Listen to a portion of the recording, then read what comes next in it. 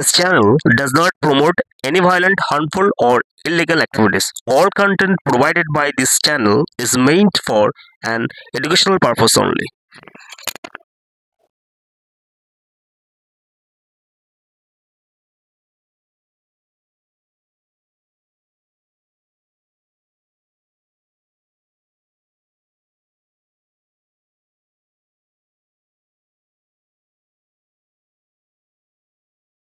নমস্কার, সত শ্রী আকাল। অল ইন ওয়ান ইউটিউব চ্যানেলে তোমাদের সকলকে স্বাগত। তো বন্ধুরা, আজকে ধর্মতলায় যে ওয়াকফ সংশোধনী আইন এবং এসআইআর নিয়ে যে একটা প্রতিবাদ মিছিল ছিল আর কি, আইএসএফের বা ইন্ডিয়ান সেকুলার ফ্রন্টের, এবং তার কর্ণধার নওশাদ সিদ্দিকী ভাইজান সেখানে উপস্থিত ছিলেন। তো এটা একটা শান্তিপূর্ণ আন্দোলন চলছিল, সবাই মিলে শান্তিপূর্ণভাবে সমবেত হয়ে আন্দোলন করছিল। হঠাৎ করে এই আন্দোলনের মধ্য দিয়ে, অর্থাৎ একটা কি বলবো আর কি, প্রশাসন যে একটা উচ্ছৃঙ্খলতা করে এবং আইএসএফের কর্মীদেরকে গ্রেপ্তার করেছে, এবং নওশাদ সিদ্দিকী ভাইজান তার উপরে যে অকথ্যভাবে অত্যাচার করেছে তোমরা সবাই দেখেছো। আমি এর আগে একটা ভিডিও করেছি, সেই ভিডিওতে তোমরা দেখেছো। কিন্তু বর্তমানে তোমাদেরকে একটু আপডেট দিতে থাকি। সেটা হচ্ছে ভাইজানের পরিস্থিতি কিন্তু অর্থাৎ ভালো নয়।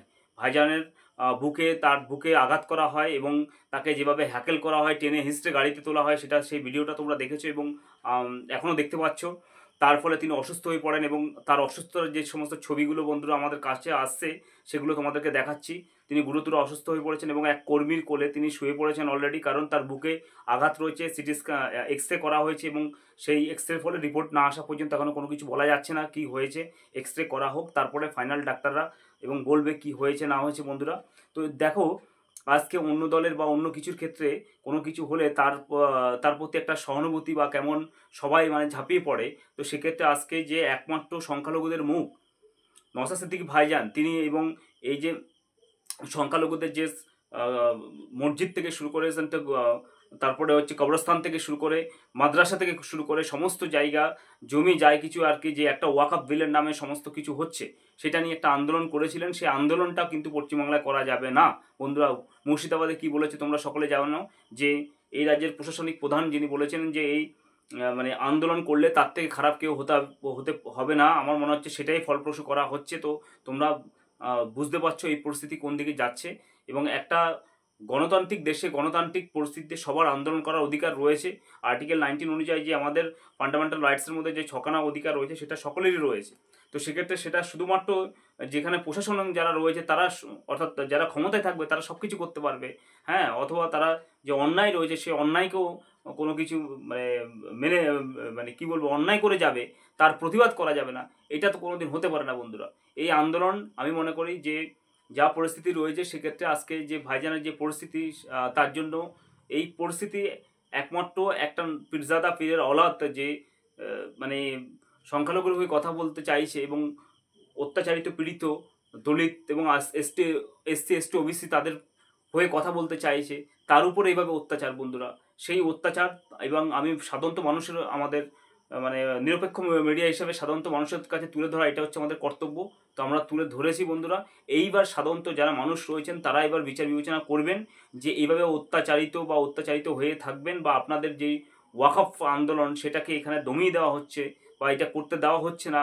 পশ্চিমবাংলায়, ভারতবর্ষের সব জায়গায় তো দমানো হয়েছে, কিন্তু পশ্চিমবাংলায় একটাই মুখ, সেটা হচ্ছে নওশাদ সিদ্দিকী ভাইজান। তিনি এই আন্দোলন করছেন বলে তাকে যেনতেনভাবে যে কোনোভাবে দমাতে হবে, কারণ অন্য কারোর উপর এভাবে অত্যাচার হচ্ছে না, একমাত্র নওশাদ সিদ্দিকী ভাইজানকে দমিয়ে দাও। কারণ সংখ্যালঘুরা কিন্তু তার দিকে ঝুঁকছে এখন। 99% সংখ্যালঘু ভাই বোনরা, শুধু সংখ্যালঘু ভাই বোনরা নয়, এসসি এসটি ওবিসি সম্প্রদায়ের সমস্ত ভাই বোনরা কিন্তু নওশাদ সিদ্দিকী ভাইজানকে চাইছে এবং তার দল অর্থাৎ আইএসএফকে চাইছে সবাই মিলে। কারণ এই যা পুরো করাপশন বা দুর্নীতি, 26,000 চাকরি গেল, তাদের বিরুদ্ধে বলার কেউ নেই। এবং গতকালকে যে 22,000 2022 সালে যে টেট উত্তীর্ণ যারা, তাদের উপরে যেভাবে অত্যাচার আমরা দেখেছি, হ্যাঁ, সারা বিশ্ব দেখেছে। তো সেক্ষেত্রে প্রতিবাদ একমাত্র নওশাদ সিদ্দিকী ভাইজান করেছে বলেই তিনি খারাপ।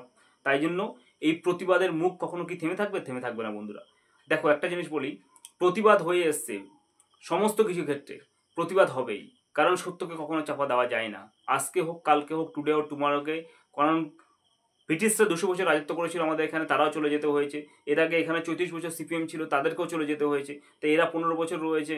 তো আপনারা যদি, সাধারণত মানুষ, আপনাদের হাতে ক্ষমতা রয়েছে, আপনাদের হাতে ভোটিং পাওয়ার রয়েছে, গণতান্ত্রিক ক্ষমতা রয়েছে, তার মধ্য দিয়ে আপনারা এবং স্থির করলে তো এদেরকেও চলে যেতে হবে। তো সেক্ষেত্রে এটা আপনাদের উপর নির্ভর করবে। আপনারা কি মানে আপনাদের যে কি বলবো আর কি, যা কিছু অধিকার, সে অধিকার থেকে আপনারা বঞ্চিত হবেন, নাকি সে অধিকার নিয়ে লড়বেন, বা আপনাদের অধিকার আপনারা ছিনিয়ে নেওয়ার জন্য আপনারা গণতান্ত্রিক পদ্ধতিতে মানে 5 বছর অন্তর অন্তর আমি মনে করি প্রত্যেকটা মানে রাজ্য সরকার হোক কেন্দ্রীয় সরকার হোক পরিবর্তন করা প্রয়োজন। কারণ কোনো সরকার যদি আপনারা 15 বছর রেখে দিচ্ছেন, এটা করাপশন করছে, করাপশন করার পরেও কিন্তু সে দেখছে আপনারা ভোট দিচ্ছেন, এবং তার ফলে কি হবে, সে ভাবছে যে আমি এত দুর্নীতি করছি তবুও আমি তো ভোট পেয়ে যাচ্ছি, তাহলে এরকম অবস্থায় থাকবে। আজকে যে প্রতিবাদ করার মুখ থাকবে না, এই যে একমাত্র সংসদ মানে একমাত্র এমএলএ, হ্যাঁ, নওশাদ সিদ্দিকী ভাইজান, যিনি এই সংখ্যালঘুদের দুঃখের কথা, তামান্নার খাতুনকে যে হত্যা যারা করেছে, তামান্নার বিচারের জন্য যিনি লড়াই করছেন, যিনি আনিস খানকে যারা হত্যা করেছে তার বিচারের জন্য লড়াই করছেন, যে আরজি করের বোনটার জন্য যিনি লড়াই করছেন, আজকে তাকে কিন্তু যেভাবে অত্যাচার করা হলো বন্ধুরা, তো আমার মোবাইল স্ক্রিনে যে চিত্রগুলো দেখতে পাচ্ছ তার শারীরিক অবস্থা খুবই খারাপ বন্ধুরা। তোমরা আল্লাহ তাআলার কাছে দোয়া করো, ভগবান ঈশ্বরের কাছে প্রার্থনা করো যেন তিনি খুব তাড়াতাড়ি সুস্থ হয়ে আমাদের মধ্যে ফিরে আসেন, এবং আবার যেন তাদের মানে সে যে প্রতিবাদ এবং মানে অত্যাচারিত পীড়িত মানুষের পক্ষে কথা বলতে পারে, এবং সেই যেন, আমি একটা জিনিস বলেছি যে আজকে তিনি একা রয়েছেন বলে এই পরিস্থিতি, তার সাথে যদি 100 জন এমএলএ আজকে যদি থাকতো এই আইএসএফ এর বা নওশাদ সিদ্দিকী ভাইজানের তত্ত্বাবধানে, তাহলে আজকে এরকম হতো না, এই প্রতিবাদের স্বরটা আরও বাড়তো বন্ধুরা। এবং সেটা পারেন আপনারা সাধারণত মানুষই, আপনারা সাধারণত মানুষ কিন্তু এই ভোটদান পদ্ধতিতে সেই মানে ক্ষমতা আপনাদেরকে দিয়েছে, সেই ক্ষমতাকে আপনারা মানে কাজে লাগান, মানে উল্টো দিকে আপনারা মানে কোনো কিছু এমন কিছু করবেন না যেখানে কি বলবো আর কি, যারা এইভাবে আর কি মানুষকে ভুল বুঝিয়ে ভুল পথে পরিচালনা করে, যারা ক্ষমতায় থেকে করাপশন থেকে দুর্নীতি, তামান্না খাতুনের হত্যা থেকে শুরু করে আনিস খানের হত্যা থেকে শুরু করে সমস্ত কিছু হচ্ছে রাজ্যে, কেউই বিচার পাচ্ছে না, না হিন্দু পাচ্ছে, না মুসলিম পাচ্ছে, না খ্রিস্টান পাচ্ছে, না বৌদ্ধ পাচ্ছে, জৈন পাচ্ছে, কেউই কোনো বিচার পাচ্ছে না। এইভাবে দুর্নীতি করাপশন চলে আসছে বন্ধুরা। তাই জন্য সবাইকে রিকোয়েস্ট করব, সবাই সমত হন, আপনাদের নিজস্ব কমন সেন্সটা ব্যবহার করুন, এবং আজকে সবথেকে বড় কথা হচ্ছে, অন্য আর কোনো কথা বলবো না, ভাইজানের জন্য সবাই মিলে আল্লাহ তাআলার কাছে দোয়া করুন, তার যেন খুব তাড়াতাড়ি তিনি যেন সুস্থ হয়ে যায় বন্ধুরা। তো আজকে ভিডিওটা একটুখানি ভালো লাগলে লাইক শেয়ার সাবস্ক্রাইব করুন, ধন্যবাদ।